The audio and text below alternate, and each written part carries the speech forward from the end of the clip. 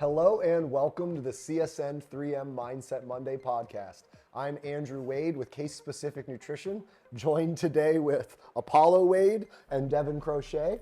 On this channel, we focus on the 3 M's: mindsets, myth busting, and mentoring, all as they pertain to health and nutrition. This podcast is brought to you by the Diabetes Prevention Program, Case Specific Nutrition's very own group accountability program for those looking to change their habits for a lifetime. For more information, check out casespecificnutrition.com or message us on all platforms at Case Specific Nutrition. So today I have Apollo here, I have Axel hiding behind me, and as I mentioned, Devin Crochet, our media dietitian and fellow big brain, is here to join me. So the word on the street is that I'm being interviewed today. That's right. That's what I walked into the studio and was told. So what are we talking about? So Andrew's been doing a lot of interviews, and we just decided we need to flip it a little bit because he might actually know a thing or two as well. So we decided that we need to dive into something that we've been getting asked about constantly as dietitians, not even recently, but just in the last year or so. Yep. And that is intermittent fasting.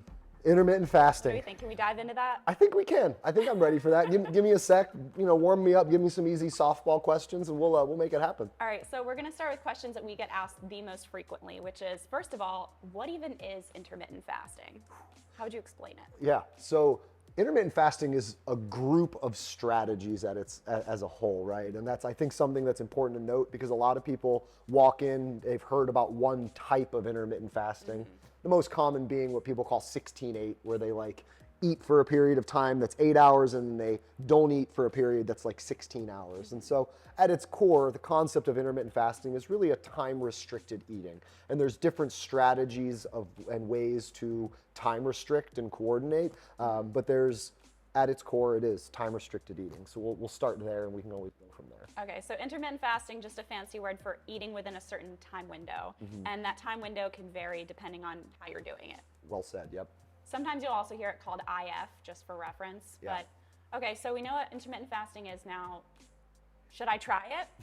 That's the second most common question. Right? That is absolutely the question. And we get it from new clients, from existing clients. It's kind of funny as dietitians, we sort of we get to watch fads spread. Uh-huh. Kind of like coronavirus, too soon maybe to say that, but it is true, fads spread that way. And so we see this ooh, should I try this out? Should I try this out? And I'm somebody that I have a lot of already established existing clients, Mm-hmm. And so I've been able to watch it kind of leach across them over the last year or two. Mm-hmm. Should you try intermittent fasting? We get to give this really awesome, clear, decisive answer. It depends.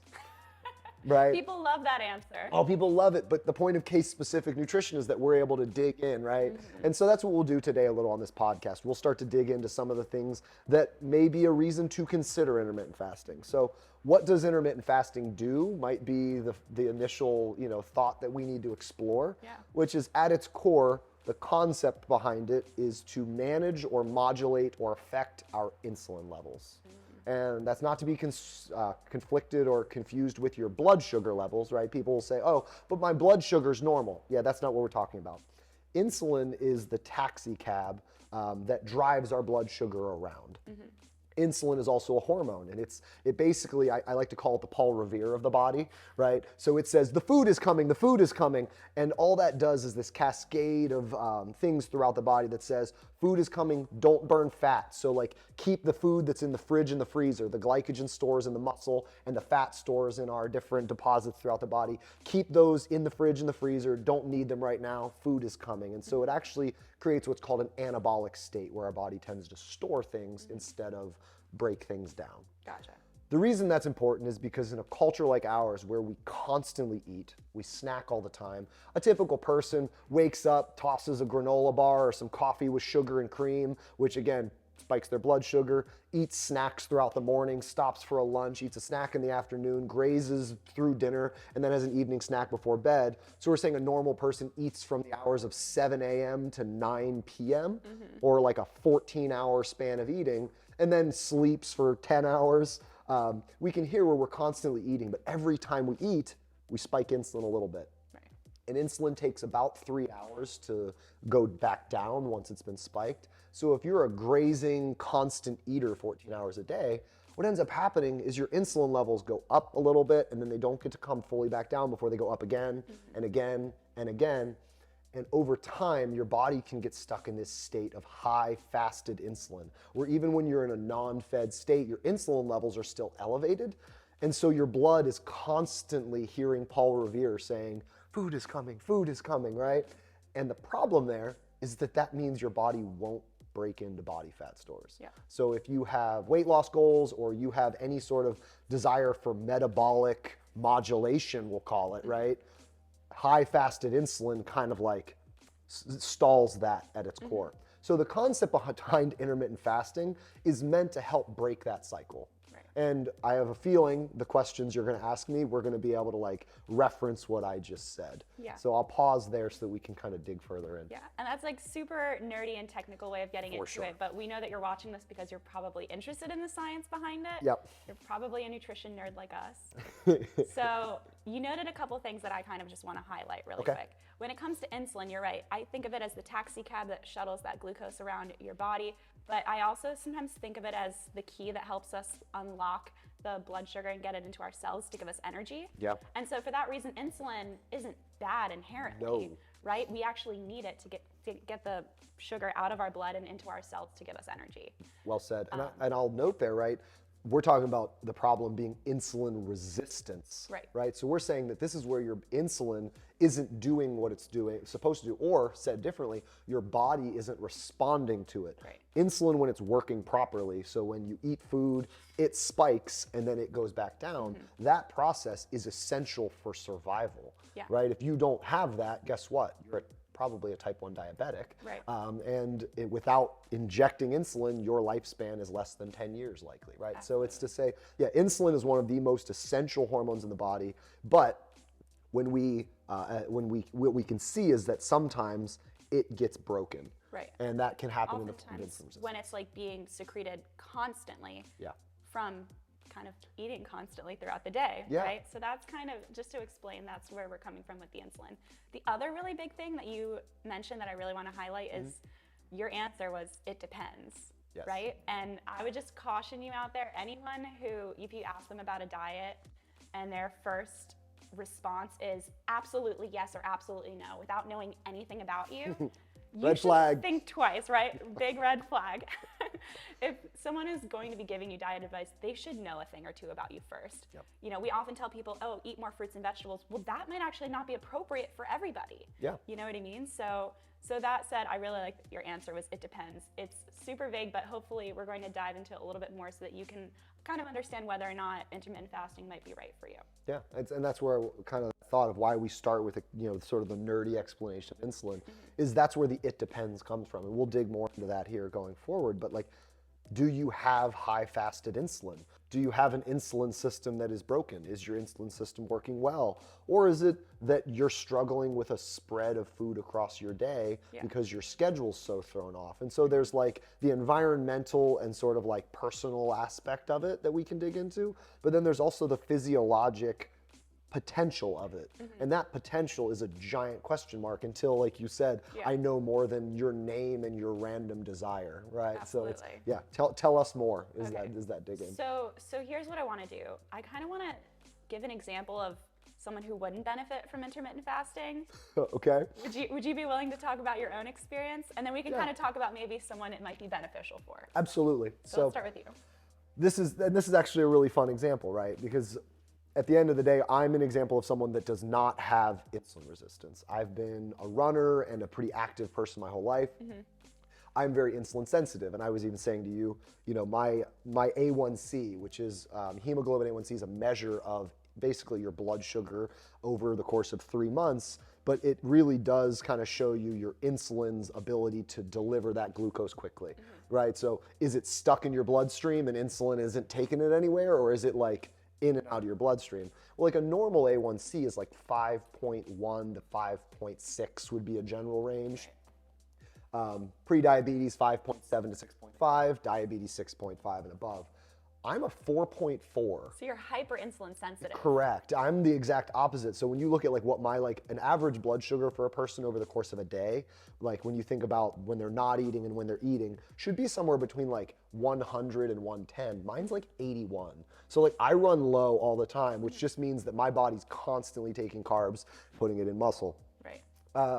And I exercise every morning. And so in 2020, I, like everybody else, was dealing with the throes of the pandemic. It was before Case Specific had grown to the capacity that I had a team. So I was kind of, workhorse in the whole thing, 80, 90-hour weeks. I was getting up early, working out, and then I was fasting all morning just because of time. I was seeing 20 clients a day, and it was just, I had no time, right, is the excuse that we all have. And there was a period of time where that was a reality for me.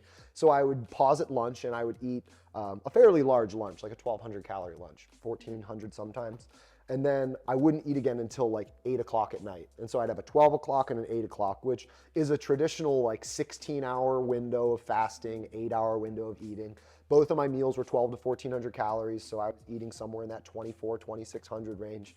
And when you looked at my metabolism based on my body fat percentage and my lean mass, and when you looked at how many steps and activity I took a day and then my daily exercise, as a guy I was burning on paper 3,100 calories and consuming 24 to 2,600. So by math you go, oh, he's gonna lose like about a pound a week. Well, in the course of 4 months, I gained 14 pounds and went to the highest body fat I have ever been in my entire life. That's crazy. My body rejected it. And here's some of the thoughts behind it. I worked out first thing in the morning and I beat the crap out of my muscles. My muscles then secreted something called GLUT4, which is kind of like insulin, but it's like muscle specific. I always say it's the Uber of the taxi cab world, right? My muscles secreted this GLUT4 that said, please bring me fuel. And I didn't eat for 5 hours. So then the muscles went, oh, not enough fuel. And then my entire metabolism down-regulated itself. So by the time I ate at noon, my body had this massive pile of a surplus and went, we don't need all of this right now. Store a little bit.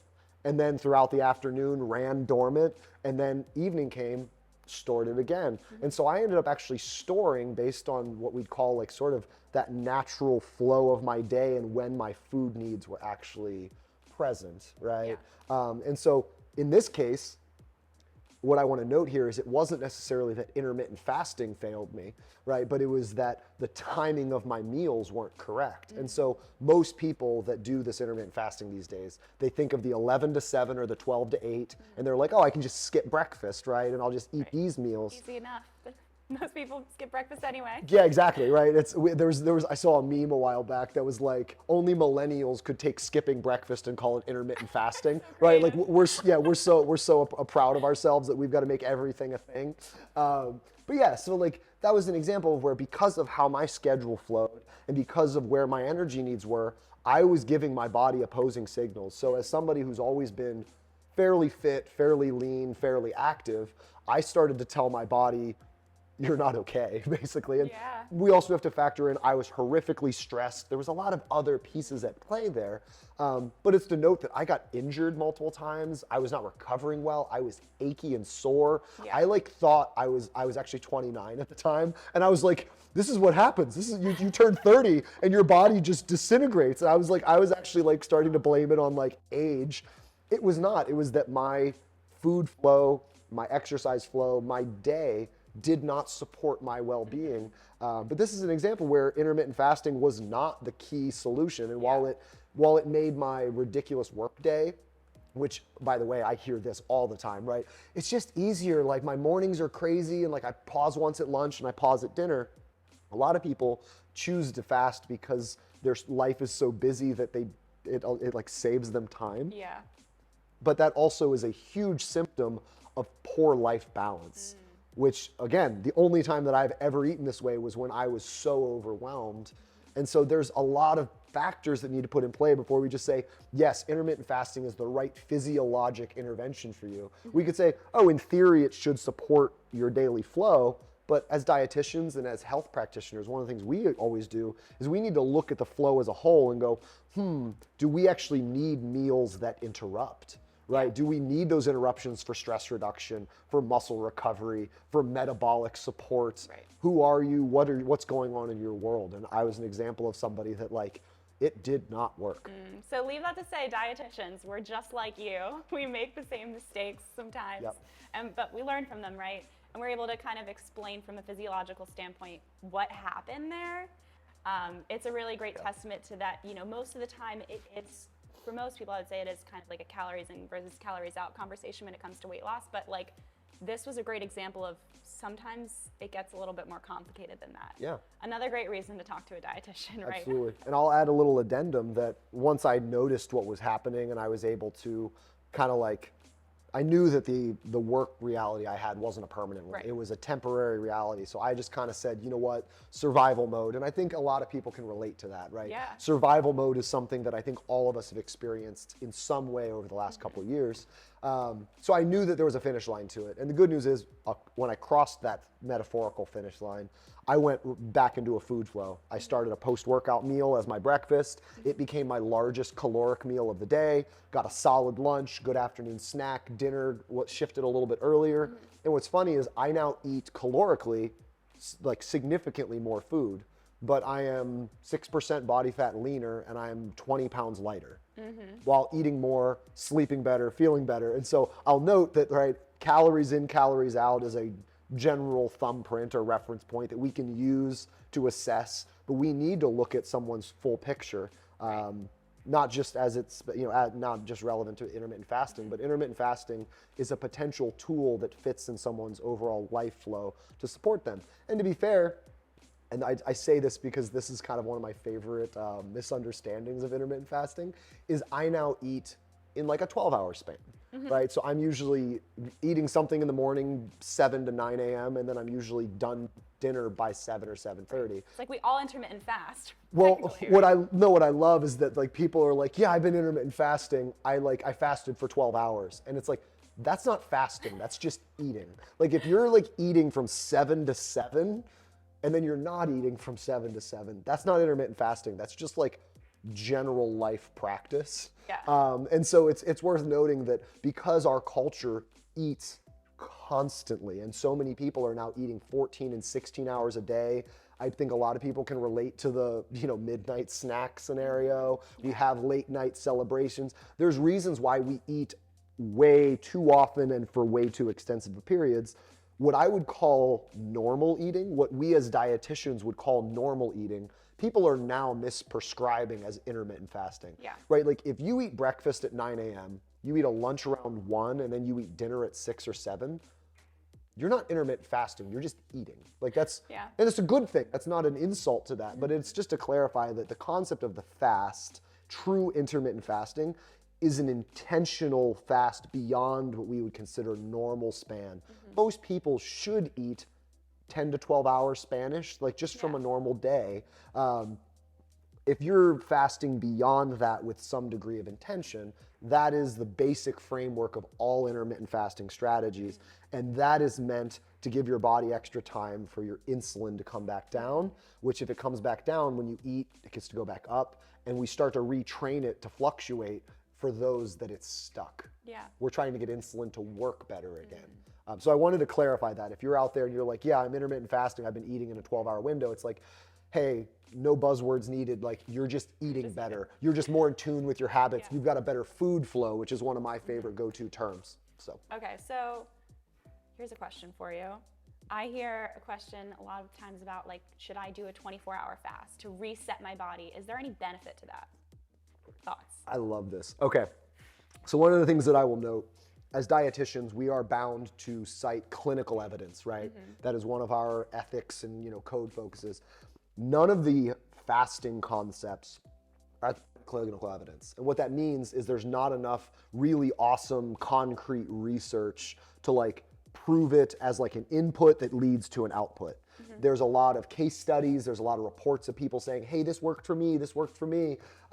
There's some short-term studies, there's a lot of rat studies. Yeah. But so this is that world of emerging trends. And that doesn't mean we should poo-poo it or dismiss it, but it means we do need to put an asterisk there ahead of time. Yeah. Because it can't be mistaken as like gold prescriptive evidence, right?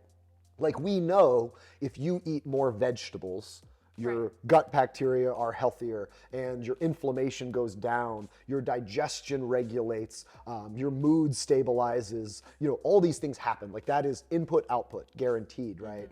This is not there yet. So what I would note, the 16-8, which is the most common type of fasting, was based on a rat study. And it was actually in mice, but same concept, right? It was based in mice, and what they noticed was that when a mouse doesn't eat for 16 hours, they reach this critical point in their metabolic process where they start making ketones. And so it takes them 16 hours to reach ketosis, which means your insulin no longer has a job because there's no carbs left. And so the body starts adapting fat. That's an interesting observation, but the metabolism of a mouse is literally 1,000 times faster than a human's. That's why we live on average 80 years and a mouse lives on average like 3 or 4, right? And so we have to realize that like we studied the metabolism of a mouse and found the ketogenic threshold and said, oh good, if you wanted to reset this mouse's insulin, this is when it would like hit rock bottom, and then you could slowly add carbohydrates back in like a consistent manner that allowed for the appropriate fluctuations of insulin. What that means for humans is that there's some point of reference where your body runs out of glycogen and you go into ketosis. Well, the average human, that takes like 2 weeks. Yeah. And so the 16-8 is completely asterisk, and you asked about the 24-hour. It's the same concept. What do we get at the 24-hour mark? Isn't unanimous. It's not a guarantee because, to be honest, one of the main things it depends on is what your energy stores look like. Yeah. Right? I talked earlier, I mentioned briefly the concept of the fridge and the freezer. Right? Our body, we have what I like to call the pantry, which is our bloodstream. That is the sugar that's in our bloodstream. It's ready to grab and go like the pantry foods are, right? We have our glycogen stores, which is carb stores in our muscles and in our liver, and that's kind of like the fridge, right? Like it has a little bit of prep required, but you can grab it pretty quickly when it's needed, but it's pretty finite. And then we've got the freezer, right? And then for those of us with more body fat stores, I like to call it the deep freeze, right? We've got a little extra freezer, that's all, right? And a lot of people are obsessed with emptying their freezer. Is that concept? Well, as a guy, right, I'm like a pretty normal sized 5'11", 180-pound dude. I hold like 6 pounds of glycogen. And so like that's roughly, like that's over 1,000 grams of carbohydrate. That'll get you pretty far. It's gonna take days before my freezer needs tapped into if we're talking about a pure ketogenic reset, right? And so this is starting to get a little bit technical, but I just wanna paint this picture that a 24-hour fast for someone like me that's an athlete type person that's fueling, right? So I shouldn't say athlete, I should just say someone that's pro-fueling, that likes to nourish the body, not starve the body, right? Someone who's fed and fueled, it's gonna take a whole lot longer than someone who's been running on running on empty and running slim margins with low carb eating styles and all of that. And so a 24-hour fast may or may not have benefit. The other things that we're digging into, and this is where we start getting into like the David Sinclair stuff. David Sinclair is he's the head of the Sinclair Anti-Aging Institute at Harvard. So like I like to say that he's smart enough to have a building at Harvard named after him. So like, probably gets a sticker for that. Like, I mean, I would venture to say that like I respect and admire him and I listen to everything he writes, because while he is not the person of clinical evidence, he is the guy that is paving the way towards our future understanding. Yeah. He is very interested in fasting as a concept. Open-minded too. Yes, he's very open-minded to it, and he's also the one exploring it. This is the same guy that's microdosing metformin because he thinks that it's just toxic enough to make us live longer. So again, like, fascinating. I will super nerd out to it, but am I gonna be like prescribing metformin to the entire population? No. And if you listen to him on Joe Rogan, he was interviewed twice for like 3 hours. If you listen to him on any interview, he always says like, I don't endorse doing what I'm doing. I'm trying to like basically like work our way through to the future. So like we're testing things. This isn't fact yet. This isn't input, output. This is input, output, right? As a concept. He is a big fan of observing the other potential benefits of fasting. Right. So when we look Longevity. Exactly. The biggest one being telomere Yeah. right. The telomeres, which are like on our shoestrings, right? On our shoes, we've got these little ends. That's kind of what a telomere is on our DNA. It's kind of like little end caps on the DNA. Well, part of the reason that we die or have mortality is because our telomeres degrade, right? And so what happens is he's investigating ways to slow the degradation of telomeres, knowing that if we slow that, we could technically live decades longer and longer. So once again, super smart dude, makes me realize like, yeah, it's good that I talk to people at Apples and Carrots, because like I just don't have that brain. But he's looking into like, do periodic extended fasts reverse the degradation of telomeres? And right now what he's noted is that like a 3-day fast once or twice a year could potentially, underline 3 times, have a stalling effect on telomere degradation and might add 1, 2, 3, X number of years to someone's life. A 24-hour fast has not been shown to reduce that degradation of telomeres. It hasn't been shown to necessarily be this like tipping point of insulin. That said, as a part of an overall fasting strategy, if you're going to investigate it, if someone had high fasted insulin and was working on trying to reset their insulin, could a weekly or monthly, whatever it is, 24-hour fast be a part of that short-term intervention to reset insulin? In theory, yes. Now, would I want to be taking that person's fasted insulin labs every month? Absolutely. Would I want to be looking at the other parts of their diet and making sure that they're fueling adequately and they've got the right spread of food and they're doing things to modulate their insulin? Yes. But also notice how like clinical this is, right? This is like we are trying to manage and modulate something. We are trying to almost like hack something. And so this really does need to be taken as this isn't like a permanent diet strategy. This isn't a lifestyle. This is a short-term intervention to fix a problem that we are just starting to understand exists. Right, exactly. And so there's a certain person that I would sit down and go, you know what, like, yeah, let's have some fun with this. But if you have an impaired relationship with food and you're afraid of foods, this probably isn't necessary or beneficial in our long-term scope of your overall health and wellness. Absolutely. So the keynote there is don't try this at home, kids. Work with a dietitian that's a little bit open-minded. And it does take a little bit of an open mind to kind of even consider these possibilities. And that is what we do at Case Specific, right? Like we are willing to keep an open mind about things, keeping in mind, right, that there is a lot of great information, evidence-based practices that we can use as an intervention to improve your health and wellness, like eating more fruits and vegetables, like, you know, having more physical activity, like hydrating, like prioritizing sleep and stress management. We have a plethora of clinical data that shows that there are significant evidence-based improvements you can make in your diet using these strategies, maybe before we start diving into this intermittent fasting stuff. Well said. Absolutely. We've talked about the fact that there are a lot of what we call low-hanging fruit when people come into our office that you can kind of start with, right? It's, you know, we do have good evidence that there is, you know, there are health benefits in incorporating more fruits and vegetables, exercising more, hydrating, having a good relationship with sleep and stress. So maybe we want to kind of hit on those things before we dive into something like intermittent fasting, because we already have a good amount of clinical evidence for these things. Now, if we've, you know, kind of optimized that, can we move into something a little bit more experimental like intermittent fasting? Potentially. Is that, you know, would you consider that to be pretty on point? Yeah, I think that's on par. I think I like to always say that it's a tool in our toolbox.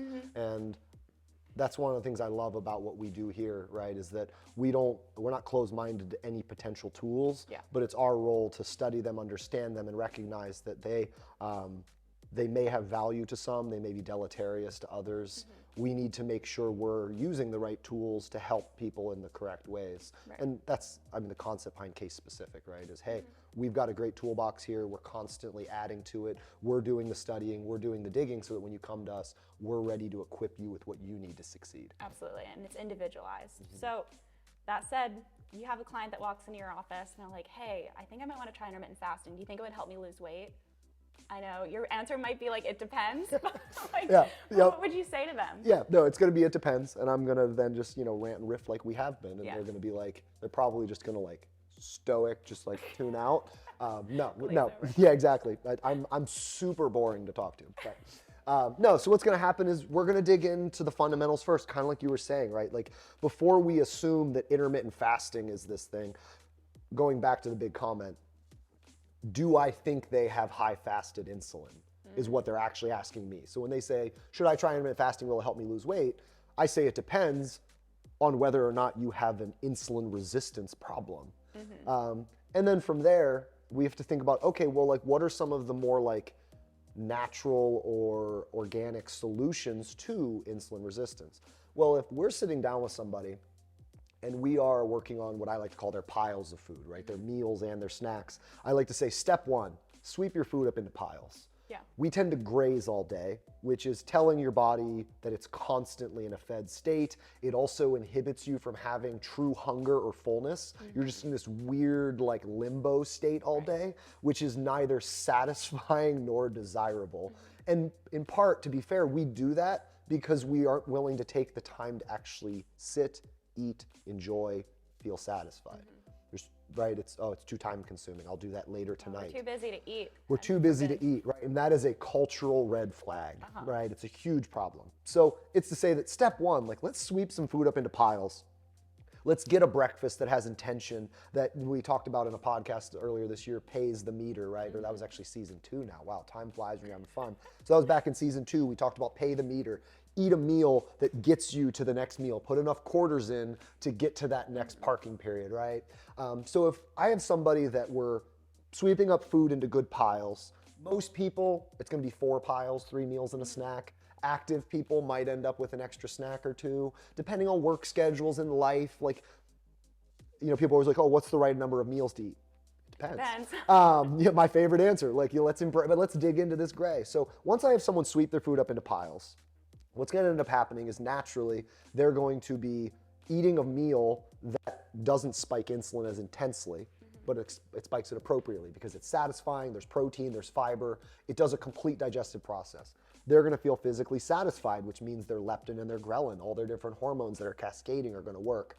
They're going to communicate meal to meal, which is going to allow their body to physically, mentally, emotionally, and physiologically stabilize. What's going to end up happening is then their eating window is naturally going to shrink to probably somewhere in the 10 to 12 hour range, because most of us, a 9 a.m. breakfast and a 7 p.m. dinner, that's just food. Pretty standard. And that's 10 hours, right? Yeah. So it's like, oh man, I'm 10, 14 fasting. No, you're eating. You're just eating. You're eating like a human being should. So let's just start there, right? Let's sweep our food up into some good piles. I personally, my lifestyle, 9, noon, 3, and 7 is the general archetype that I work off of. That doesn't mean I have alarms, and if it's 12:02, I'm a piece of shit, right? That's not what that means. It's to say that I know, generally speaking, with my exercise, my work routine, my workouts, everything that goes on in my world, around 9 o'clock, I'm probably gonna eat something or be hungry. Noon, it's gonna happen again. I want a meal at breakfast that's substantial enough to get to noon. I want a snack at 3. There's probably a hearty protein there because that's gonna get me to dinner without needing to like stop at a drive-through or chew the doors off something when I get home. So that is my general food flow, right? And it can be adapted, it can be modulated, but once you have a good idea of what your food flow is and you start filling those piles with good intentional foods, most of the problems the person comes in with takes care of themselves. Yeah. Most people don't need that extra step of intermittent fasting. What they really needed was they needed to renew their relationship with the true purpose and value of nourishment. They needed to eat properly. If we've gone through those steps, if we've had someone that they're eating good, consistent meals, they're spread across the day well, they're feeling good, there's a lot of good things going on, but their body seems to still be resisting them in terms of optimal energy levels, or they're noting like their appetite's constant and all those things, and we feel like, okay, it's not protein related, it's not fiber content, it's not meal spread, like we're starting to get suspicious of what we call high fasted insulin, which makes them like perpetually hungry and ravenous. And our baseline plan, which by the way does already help reset insulin, isn't helping enough. That's when we pull labs. We look at that person's insulin level. Is it through the roof? Yeah, maybe we need to implement intermittent fasting as a strategy to reverse that, knowing that we're going to go back to a base. Yeah. Right? And it's worth noting that for most people, intermittent fasting, if you're not careful, can be backing your metabolism into a corner. Kind of like it did for you a little bit. Yeah, exactly. That's a perfect example, right? what it did for me is it actually trapped my metabolic potential. And I will say that it's even more dangerous for people that are less active, maybe have excess body fat or extra body fat that might be hormonally telling the body some different stories. And then also when we think about one of our dominant client types, which is that middle-aged female, and without trying to mansplain, right? It's to say that like, there are metabolic differences between an active 29-year-old guy and a 45-year-old female with a stressful work job and extra body fat that's trying to figure out what her health reality is. And so it's to say that no different than the traditional, oh, eat 1,000 calories a day, and then that works for initial weight loss, and then 5 years later, they're the same weight they were before they started while eating 1,000 calories, which means now their metabolism just like burns that because it's adapted. Intermittent fasting can get to a point where people are like, yeah, I'm just like not hungry anymore. So like I just eat dinner every day and it's, 500 or 600 calories and like I just don't have hunger. It's like, well, that's not ideal. No, right? That's not the long-term That's not goal. the goal, right? Because now your base is being undernourished, underfed, metabolically suppressed.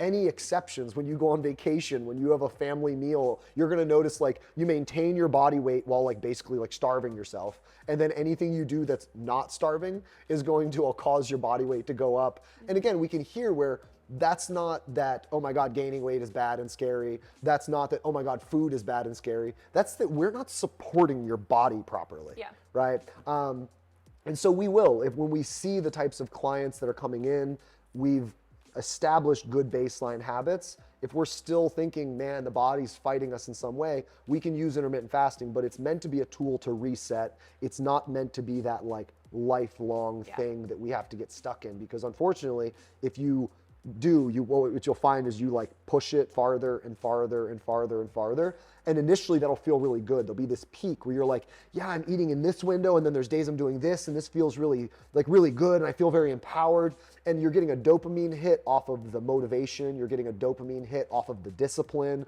You're getting some benefits of your insulin coming down. There's all these initial benefits, but then it peaks and it tips down. And then all of a sudden you end up a year later, I'm stuck in this. Yeah. And so our role as practitioners, especially if we're going to be talking about experimental emergent trends, is to caution you from the potential downside that we don't have a full understanding of, but we know has what's called biologic plausibility. It is very likely that that will be the problem because your body's really good at adapting based on mechanisms. And if we're saying that fasting is telling it that you're slightly starving, short term, that might be helpful if your body's been told for 16 years that it's constantly fed.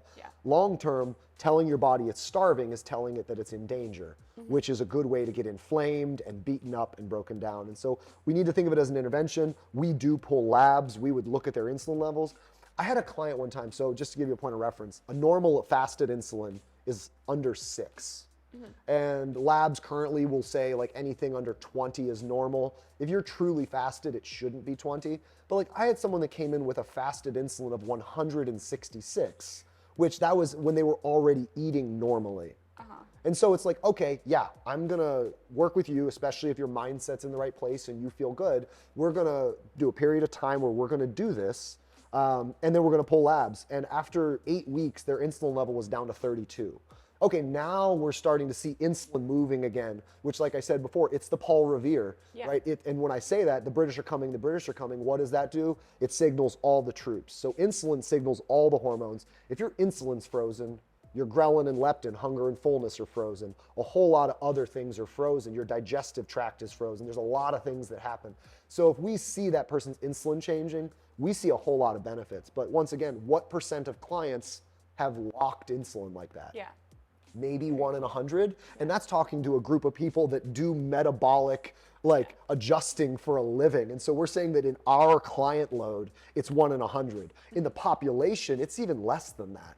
And so it's not meant to be this world-changing thing. At its core, most people, instead of intermittent fasting, need to learn to eat normal meals in a normal amount of time. And it's not time restricted, it's just time intentional, so that their body can actually receive the signals that they're nourished and that food is important and that they're not running from a tiger all day in the form of deadlines and meetings.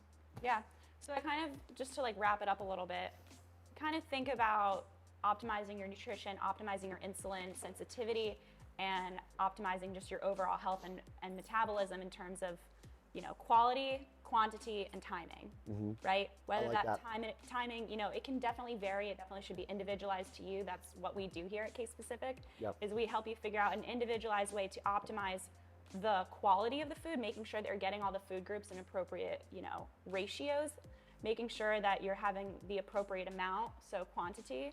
So, making sure that you're getting an appropriate portion size of all of those in the proper ratios. And then third is that timing. So making sure that we're not, starving ourselves, accidentally getting stuck in this metabolic rut with our meal timing, with, going too long or maybe not giving enough time in between meals. So we're that's what we're doing by optimizing here. And I will also add, in terms of insulin sensitivity, one way to optimize that would be to incorporate physical exercise. That is like one of the easiest ways to increase your insulin sensitivity in short term and in the long term, is to, have regular physical activity. Absolutely, which that's, I think, a common one that we can kind of dig into for a minute, right? Yeah. Is you see people that want to do this intermittent fasting and they're athletes. And when we interviewed Auburn a couple months ago, we kind of like honed in on that a little bit. We touched on that, but that is a big concern where, just like I kind of mentioned in my case study, right? My series, my N1, my study of me was that my 7 a.m. workouts being paired with a 5-hour fast afterwards were detrimental to my overall physical well-being, right? Like I was feeling achy and sore and stiff and immobile and weak. All these things were happening, even though I wasn't starving myself, like, right? None of this was like, it wasn't like it was this really, really crazy diet that I was on. I was just in a weird state of work-life balance. But say a lot of people come in and they go, oh, like, can I work out fasted? Right, that's a big one, right? And working out fasted, sure, that's not necessarily a bad thing, but there should be nourishment afterwards, for sure. And so, for example, some days I wake up and I work out fasted. I'll just get up and get my workout in. Some days I get up and I eat something small and then work out. Either one of those can be good. The big thing to keep in mind is your muscles use carbs first, but this is the big thing. People think that our bodies only use carbs or fat. The reality is your body's burning both at the same time, all the time. In different amounts. In different amounts. The more active you are, the higher your heart rate, the more out of breath you are, the more your body needs carbs. And so, that moment, right? In that moment, right? And so if we're looking at, I always like to say from sit to sprint. If I'm sitting here right now, my body's using like 33% carbohydrate, 66% fat. Now the caloric burn per hour is 200 because I'm alive, right? Something like that. When I'm sprinting, my body's using 100% carbs. So it went from 33 to 100 in a linear fashion. The higher my heart rate went, the more carbs I burned. But it's also worth noting up here, I'm burning 1,800 calories an hour, right? And so there's that distinction. But it is to say that most of us exercise somewhere right here. There's some level of carbohydrate demand. There's some level of fat burn happening. Giving yourself the carbohydrate just ensures the performance is going to be high. And so what is your goal with exercise? If your goal with exercise is strength or performance-based, always eat. Always, right? I always like to note there was a period where I was doing a workout program where I did an arms and back day. And one of the days was earlier in the morning, so I would fast and do it. And the other one was midday, and so I would have meals in me. And I would always start with like a warm up of pull-ups, and I would do pull-ups to failure to warm my body up. And in a fasted state, I could do like 12 pull-ups. In a fed state, I could do like 27. It was like, that was the difference in performance. Now, this is what's cool. Were my muscles being challenged both times? Yes. Were my muscles tearing both times? Yes. What is the part that follows your muscle tearing, which is what exercise does? Repairing. If you don't eat something afterwards, your muscles tear, they secrete GLUT4, they say, please, sir, can I have some carbs and protein, right? And you don't give those muscles those carbs and protein. The body will say, oop, not in a fed state. It will downregulate, it will suppress, injuries loom, all those things. And so we want to make sure that if you are someone that's going to be eating in a time restricted window, that your exercise is factored in, because there should be a meal within an hour or two of that exercise at the latest. And so whether you are somebody that's working out mid-morning, hey big boy, hey, or if you're somebody that's working out in the evening, we need to think about that. And that's where it's funny, because a lot of times intermittent fasting, what people are actually asking for is a better flow of food. They don't actually need to restrict into a small window. They don't need to do what's called the fast 5, which is you pick 5 hours to eat in every day and 19 hours to fast. Those extreme strategies aren't usually what actually benefit us. Yeah. Usually it's a food flow that better supports our mental health when we're in our busy day, better supports our exercise. Oh, we've got some Rottweilers that are ready for some attention. Someone needed attention.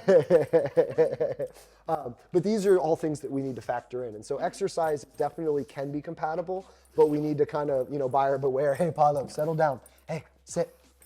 Good boy. We get some loving when you sit. I need to slime you.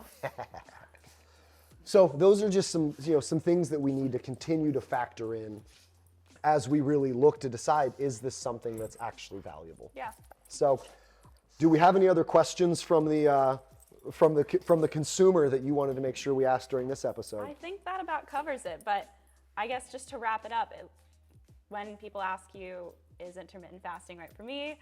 The good old answer is it depends. It does. And the real answer, you should really dive into with your registered dietitian. Yes, absolutely. And we are more than happy to help, as you said earlier, right? It's an open-minded conversation to try and help someone find what fits them given their needs. So Looks like the Rottweilers have decided that this podcast is over. We are done. It sounds like I am going for a walk next. And so we thank you, as always, for tuning into this episode. We hope that you found the information useful and you aren't waking up to this outro.